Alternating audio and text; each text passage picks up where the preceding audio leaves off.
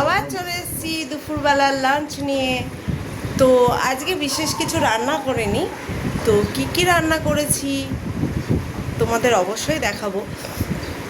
তার আগে আজকে আমার একটু কথা বলতে চাই তোমাদের সাথে।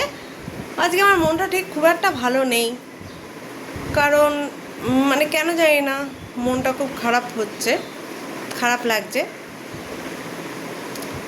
মাঝে মাঝে এরকম সবারই হয়, তোমাদেরও হয় নিশ্চয়ই, অবশ্যই জানাবে, ঠিক আছে? তো যাই হোক, তোমাদের তো সব কিছুই দেখাই, সব কিছু কথা বলি।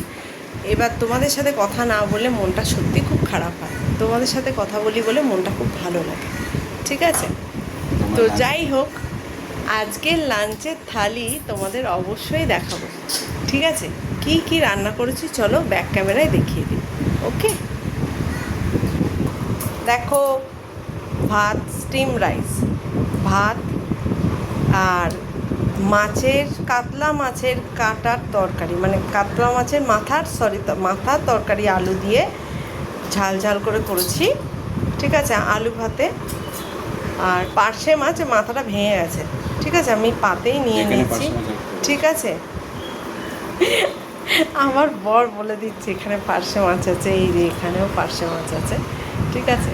আর দেখো ডাল, ঠিক আছে? এই দেখো আমার হাজব্যান্ডও খাচ্ছেন, ঠিক আছে? তো উনি কিন্তু ফেসবুকে খুব বড়, মানে উনি এঙ্গেজমেন্ট আছে ওনার, ঠিক আছে? উনি বিভিন্ন ঠাকুর দেবতার বিভিন্ন চ্যানেলগুলোতে উনি সাবস্ক্রিপশন করেন, প্লাস আরও আছেন ওনার, ঠিক আছে? উনি এবার লাইফেও যুক্ত হবেন, বুঝতে পেরেছেন? তো উনি লাঞ্চ করছেন, আমিও লাঞ্চের থালা সাজিয়ে নিয়েছি, প্লাস আমার ভাসুর আছেন, উনি আসবেন, এসে করবেন, উনি একটা কাজে বেরিয়েছেন, সেই জন্য উনি আসবেন, এসে লাঞ্চটা করবেন, তো ওনার খাবারটা রয়েছে, বুঝতে পেরেছেন? তো যাই হোক, এই যে ছোট্ট ভিডিওটা আমি তোমাদের সাথে শেয়ার করলাম, কেমন লাগলো তোমরা অবশ্যই জানাবে, ঠিক আছে? আর তোমরা কি লাঞ্চ করলে সেটাও অবশ্যই বলবে, তোমরা কি খেলে, কি রান্না করলে সেটাও অবশ্যই আমাকে জানাবে।